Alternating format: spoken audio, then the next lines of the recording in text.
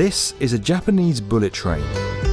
If you want to get somewhere in this country fast, then it's got you covered. An engineering marvel formed in the aftermath of the Second World War, it's carried more than 10 billion passengers at speeds of up to 320 kilometers an hour and helped create the world's third largest economy.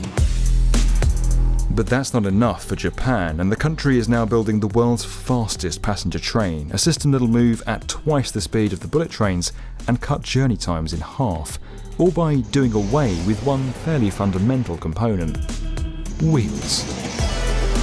Using magnetic levitation, these new trains will hover 10 centimeters above the track, eliminating the friction that comes with being in contact with the rails. But the new line has proved deeply controversial, grappling with delays, skyrocketing construction costs, and a fierce debate over environmental concerns. Now nearing completion, the world is waiting to see whether the project will successfully hover above its challenges and make a quantum leap for transportation, or prove a step too far.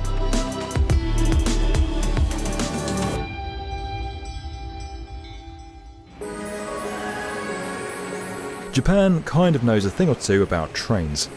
The country was the first in the world to develop high-speed rail with the construction of the Tokaido Shinkansen line between Tokyo and Osaka in 1959.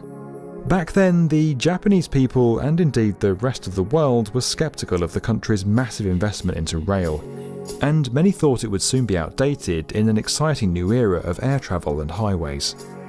Nevertheless, the first high-speed line opened in October 1964, ready for Tokyo's first hosting of the Olympics. It cut the travel time between Japan's two biggest cities from nearly 7 hours to just under 4. Proving an instant success, the line served more than 100 million passengers in less than 3 years. That same trip on a modern bullet train now takes 2.5 hours. When the new Chao Shinkansen line opens, it'll be done in just 67 minutes. At full speed, the Chao Shinkansen trains will move at 500 kilometers an hour, although a 2015 test run hit a world record at 603 kilometers an hour. Now, it's pretty widely agreed that those kind of speeds are basically impossible for a conventional bullet train to hit. They eventually will become limited by the friction that's created by their wheels. To solve that problem, Japanese engineers looked back in time to a technology that's actually been around since the early 1900s. Magnetic levitation, also known as maglev. In fact, concepts for maglev trains date back to the 60s, and the world's first and so far only commercial maglev line has been in operation since 2004, running between Shanghai's city centre and its airport. The Central Japan Railway Company, or JR Central, has modernised this technology using superconducting magnets. Electromagnets are cooled to -269 degrees, allowing the trains to levitate higher above the tracks. But the trains need to be moving at speed before the magnets come in. Once the train reaches 150 km an hour by itself, maglev kicks in and the carriage is lifted off its rubber wheels. The train then interacts with a set of coils in the track, one used to levitate its mass and the other to propel it forward. Now, without the wheels, the carriages can travel at incredible speeds. The trains are also completely autonomous, controlled by the track rather than a driver, a measure which, it's claimed, makes collisions or accidents far less likely. The Tokyo to Nagoya line has been under construction since 2014 and is expected to open in 2027. A further extension linking Tokyo to Osaka will begin to be built straight afterwards and open as early as 2037, 10 years ahead of schedule.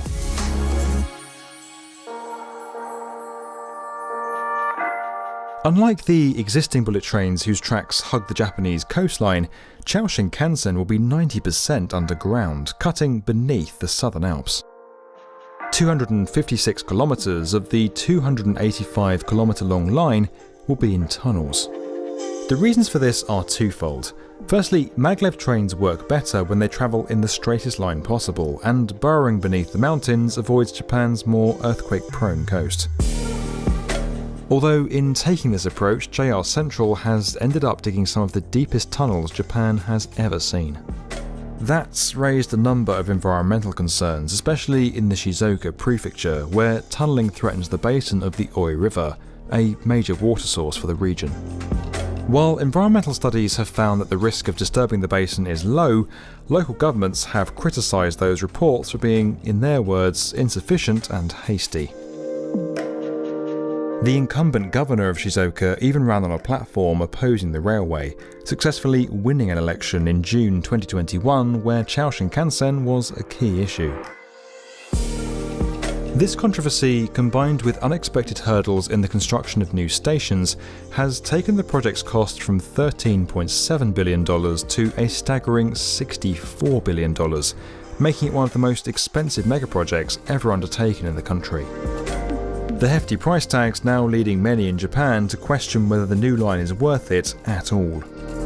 Indeed, there are quite a few drawbacks to Japan's maglev. Once completed, it'll be more expensive to run than regular high-speed trains because it consumes more energy, though you could argue that it will enable greater economic growth. The trains also won't be able to hold as many passengers within their smaller carriages, and they won't travel as frequently. Traditional bullet trains run on the Tokyo-Osaka line roughly every 3 minutes. Because maglev track switches take more time, it'll only be possible to run a maglev train once every 10 minutes.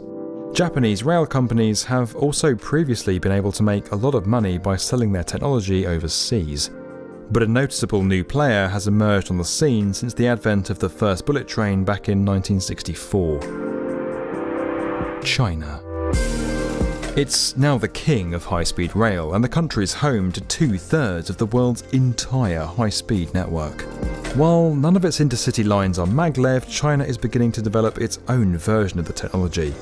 In July 2021, it tested a maglev train that reached 600 km an hour, almost breaking the record set by Japan. That train could theoretically go from Beijing to Shanghai in 3.5 hours, faster than the 4.5 hours it takes by plane. China doesn't need to buy Japan's technology, and the rest of the world is still playing catch up with regular high-speed rail.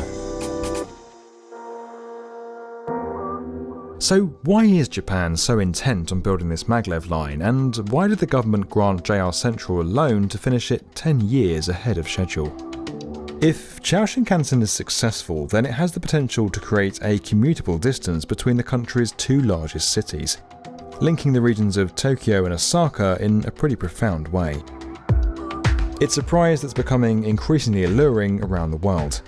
Megacities are systematically being made of China's Pearl River Delta through strategically placed infrastructure, while less formally the boundaries between cities in the northeastern United States, from Washington DC up to Boston, are being blurred.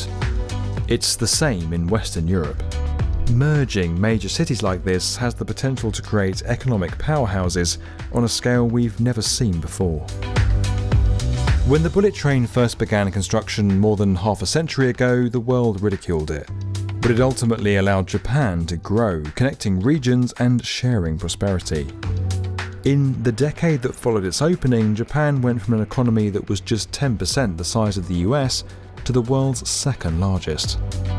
Of course, we'll need to wait and see if this new line can levitate the country to further success, but moving people between major cities in record-breaking time would open up a whole new world.